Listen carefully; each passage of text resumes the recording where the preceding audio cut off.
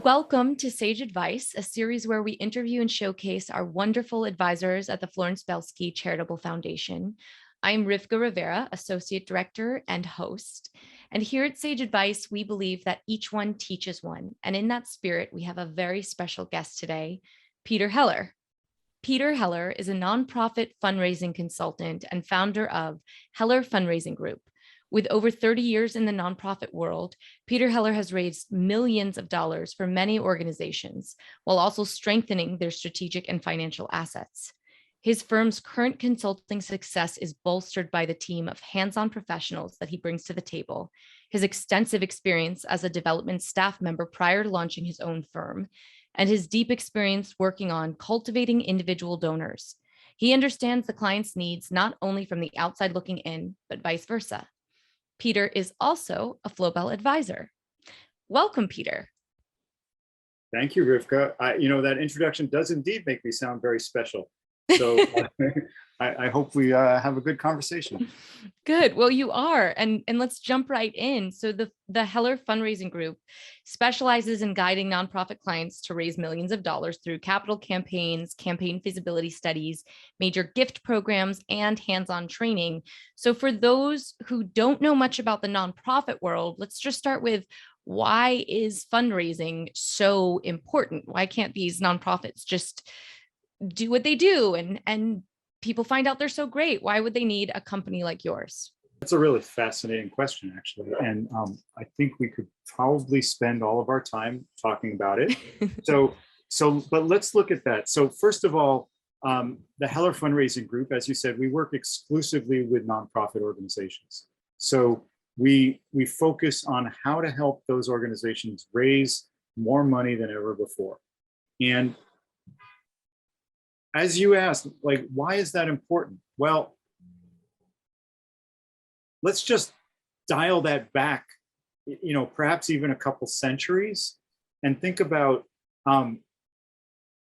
people have had charitable intentions and the desire to help others probably for eons. It's in the Bible, it's all over, right? So here in the United States, that was codified early on. And in fact, there's a story about, I think from the 1700s, three ministers who were part of Harvard University in the early days, because Harvard was one of I think maybe the oldest or one of the oldest colleges in this country. In the 1700s, they took a boat over to England to go ask some, I don't know exactly who, but they went to ask people for money, because they knew they could go over to England and get some money. And the funny part of that has a lot to do with our work today is they got there, they were there for quite a while because they realized, oh, we need some printed materials to pitch our case. And so like there was an actual, I haven't seen it, but there was, and I can't remember the name of it off the top of my head, but there was an actual like brochure that was printed, back in the 1700s to ask for money in England, which is, it's funny because that's a lot of what we do. We help people write what's called their case for support. So my point is that there's a charitable intention in human nature, but there's also then this, in today's world, in the US and in a lot of other countries, this legal structure where if you want to do good in the world, you create a nonprofit, and that nonprofit has a number of income streams. It doesn't have to only be fundraising. It can be like a university is a nonprofit, like Harvard, other universities. They get a lot of money from tuition, from research, but they still really depend on the charitable intentions of others. So it's an interesting thing to think about. Why isn't our world set up so actually most of government money goes to nonprofits and maybe the military has to raise money? That's a question not for today, but yes. You get the idea. Fascinating. And so when these nonprofits come to you, I'm guessing it's because, right, they're spending a lot of their time thinking about how to do the thing that they want to do to make the world a better place. And they're not thinking, and this is a whole other set of skills and and they need someone who specializes in this. And there's some words that are used on the website that I'm sure people would love to know more about who wouldn't have any background. Let's start with capital campaigns. What is a capital campaign? Right. So I'll just say that the nonprofits who come to us, it's a broad spectrum. There's very well known names like Amnesty International, National Audubon Society, and others. And then there's startups who, have never done fundraising and are just figuring it all out. So depending on I guess what I'm trying to say is there's a broad range of experience with fundraising, and they come to us because they have some specific challenge to solve. Sometimes the challenge is we don't know how to get set up with fundraising, so help us get going from the start. Other times is like I'm about to address now. We have a capital campaign, and we need some help with that, even though we've been around for a while and know how to do regular fundraising. So a capital campaign, as we describe it at the Heler Fundraising Group, is any project that a nonprofit is going to do that's above and beyond its regular annual fundraising. Very frequently, that involves a physical space. They're going to renovate a school, build a new place for social services, something with physical space.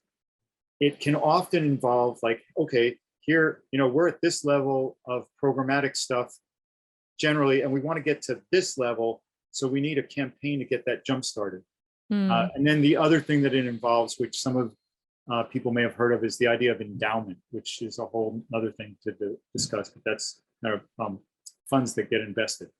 Right. So that's what a capital campaign is about. And the reason that nonprofits, young and old, come to us for those is that it not only does it require certain skill set, but it requires extra work beyond day in and day out fundraising, so that it's very common for even a well-established nonprofit to get some extra help with a capital campaign. That's very clarifying. So it could even be a special project. Let's say that was the term that came to my mind. Yeah. Okay. So like you've got social service organization in a small town that's already doing a really good job helping a certain segment of the population in that town, and now they want to add a new program. And there's a number of ways you can do that, but one is, can we ask our donors to front load that for a 3-year period by raising an extra $5 million, and then there'll be other resources to fund it or something like that. Fascinating. And so you mentioned you also have startups that come to you as well, or companies that are probably newer and don't necessarily already even have donors or a mailing list of donors. They're just trying to figure out how to get that consistent donor class, if you will, going.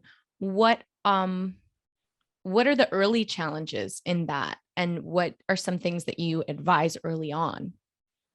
That's a great question. So I actually, we've been dealing with this a couple times in the last couple weeks. I'll give you the quick answer where just through connections, people have come to us and said, we've got this nonprofit and we want to take the next step in fundraising. We've done a little of this and a little of that. And the main thing I almost always suggest is build what we call your natural networks. And by the way, I want to make a little plug. If anybody who's watching this, you go to the helerfundraisinggroup.com. On our homepage, there's a free tools button, and you'll get some great tools, including this thing that I'm talking about, which is your natural networks. Very cool. Some people have the misconception that a fundraising consulting firm is going to bring them a list of donors. And there's a whole lot of reasons for that misconception. But what we do is we really introduce nonprofits to what we like to call the people they already know. And that's kind of a weird thing, right? Well, why do you want to introduce us to people you already know? Well, we're not really going to introduce you. We're going to help you figure out how to connect with them around your fundraising needs. So we help people develop their list of their natural networks, either through board members, through professional connections, through, it can even be your neighbor, it can be relatives. You just need some sort of list of like 10 to 25 people to just get started. It reminds me, I'm very familiar with crowdfunding campaigns for film, and the idea that you do start with your core network and you build out from there, but how crucial that is. But there's a lot of learning about storytelling and marketing and communication. So it sounds like that's something that your company has hands-on guidance with as well. Is it fair to say you do a lot of PR? I mean, it feels like this probably encompasses a lot of skill sets. Yeah, it's interesting. We don't do a lot of PR. We're not, like, if somebody said, hey, Heler Fundraising Group, put together a PR plan, I'd be like, hey, get a PR firm. We have opinions on what works well, but really we're focused on the messaging for fundraising. And it's not that it's completely separate or distinct, but sometimes we'll face a scenario such as the following, where an organization will know they need to get their branding and marketing and PR either started or get it in better shape. And they'll think about, how does that relate to fundraising?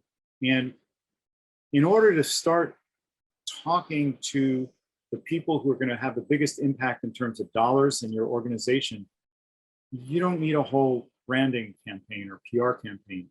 And what I mean by that is the most impactful fundraising happens by leadership of a nonprofit talking directly, not through crowdfunding or anything like that, but talking directly, like phone, Zoom, in-person meeting with people who can make the biggest gifts in their defined community.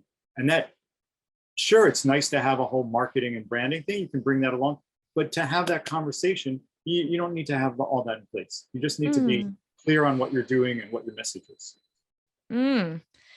I imagine that takes a lot of courage if you haven't done it before. So for clients that is that true? I mean, I think about that and fundraising, that sounds, I think it might sound scary to get on the phone and just boldly ask for what is needed. Is that something that you have encountered? Yeah, perhaps once. I mean, from your clients. Like a lot. Yes. Yeah. Yes. So I was just teasing you. So, so the thing that makes, one of the things that makes our company valuable is that it's not simply, here's the strategy, now go do it. Is that there's the getting organized around the process of fundraising, and then the actual execution of doing it. And in that doing it, there's a,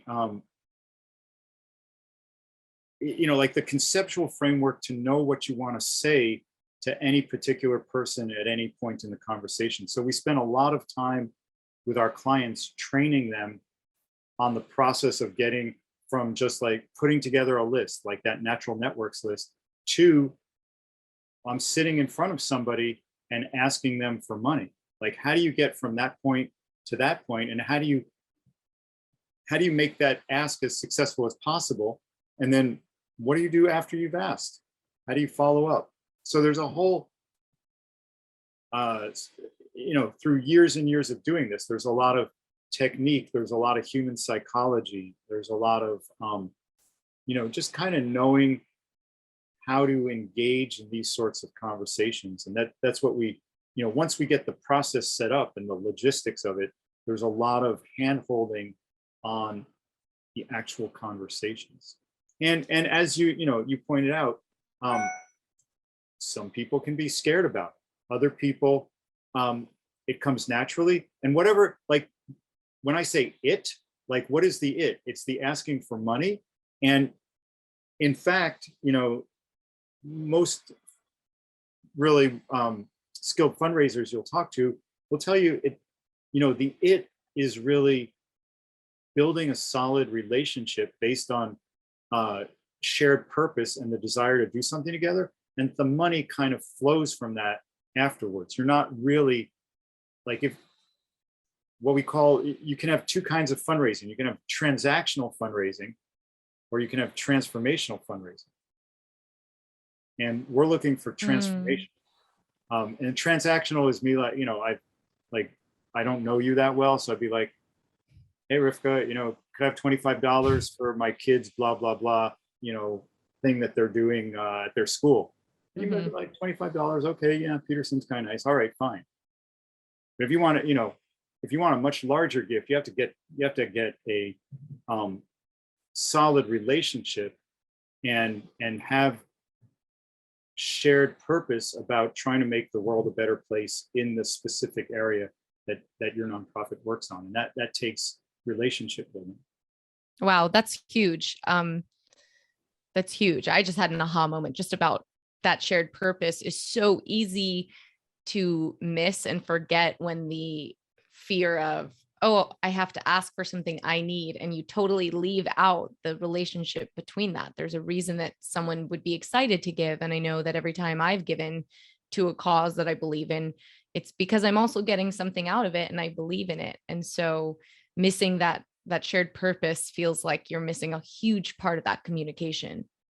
Yeah, I would say you're right. And often what we try to encourage our clients to do is to believe that the getting something out of it piece Mhm. is not like a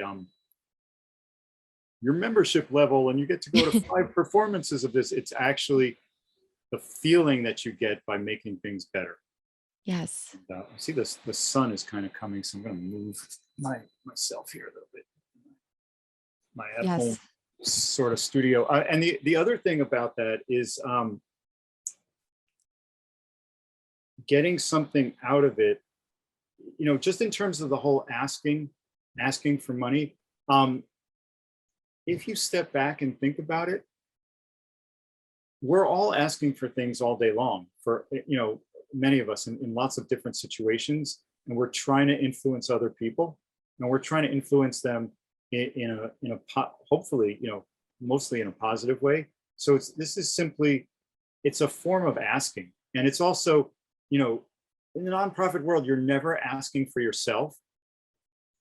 So it's really being able to step back and recognize that, and help the person that you're talking to understand the same thing. Mm. So, how did you get into this work? What was your why? What was your passion for this? You're the founder of this organization. I know that you have a whole history before this, but what led you into this work? Totally accidental. Um, Really? uh, yeah, well, I think the interesting thing is I got into nonprofit fundraising in the 80s. And at that point, like, if you were in high school or college, like, never mind like fundraiser, but nonprofit employee was not on the horizon for anybody like in my demographic. I don't think doctor, Right. lawyer, blah blah blah, wasn't in there. So, but today, a lot of young people are actually aware of the nonprofit world and are interested in fundraising careers. But I got into it because just by accident, I was living near my alma mater, College of the Atlantic in Bar Harbor, Maine, and a friend of mine was running the development office there, and it's like I was kind of looking for a job. So I was like, oh, I could do this, and one thing led to another, and it fit my personality well in terms of the combination of analytical skills and people work. Mm. And then I started the company about 18 years ago Oh, after wow. working about 15 years um, at large universities, and then sort of transitioned to running this company. Are there any moments, big wins, or I'm sure along those 18 years for yourself as building this organization, you've learned things, but are there any kind of stories or clients that have stood out? Well, I like it when our clients are super successful. that always feels good because, I'm one of those people who wakes up in the morning and goes, oh my God, how do I make sure my company's running? And then a little later in the day, I might be like, oh, wow, we're actually helping lots of different nonprofits make their missions stronger. But that's not like the thing that like I don't wake up going, oh, hey, we're making the world better. But then, wow, okay, maybe we're making the world a little bit better through our work. So, fundraising does have to do with money. So, for instance, if you look at our website, we're not shy. There's a video of money floating up in the air because we're not shy about that. It has to do with money, even though all the stuff I just told you, if you focus just on the money, you're not really going to get as much as if you focus on the relationship.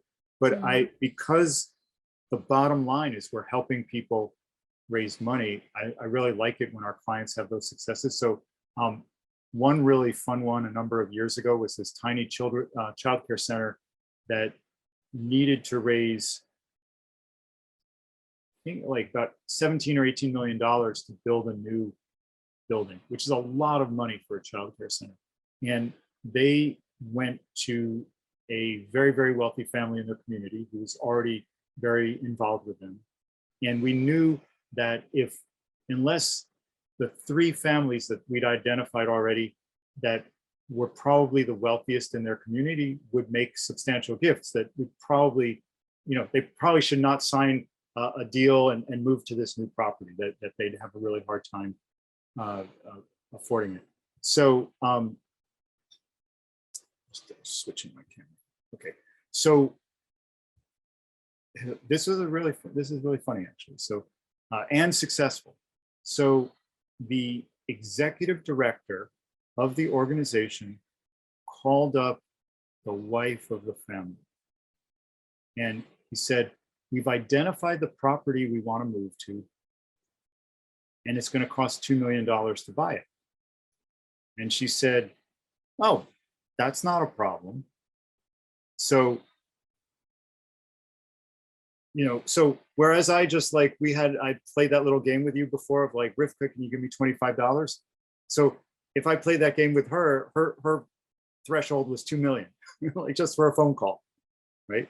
So, however, because they needed significantly more than that from this particular family, the executive director said, and he did a great job after we kind of planned the whole strategy. And this really plays into what I was talking about before, about like having to figure out the nuances of how to have conversations. So he said, that's amazing. We actually need more. Can we have a meeting with you and your husband? And they had the meeting, and that family made a $7.8 million gift to this childcare center. And they bought the property for them and then gave them additional money to help with the construction. So that, and actually when the whole thing was over, they'd given another $1.5 million. So I haven't added it all, but a really big gift, completely unexpected, but completely needed. Wow. And my favorite part was just like the $2 million over the phone. Wow. That's gotta feel good. That's a great story. So yeah, that's the sort of thing that I get excited about. So as you said, you've had this company for 18 years, where I'm sure you've seen lots of shifts in the landscape with nonprofits, with where the role fundraising plays, what people are willing to donate. Where do you see the landscape today? Right at this very moment, we are not in a significant downturn or anything. I mean, for better or worse, the wealthy got wealthier over the pandemic. Yeah. There are always cycles in the economy, so things go up and down. But today, what's really interesting to me is that the nonprofits that did not put their heads in the sand during the pandemic and really focused on figuring out how their mission is relevant to their community and to the future of humanity in their own way. And I don't mean they had to be like frontline COVID folks, although that was really vital.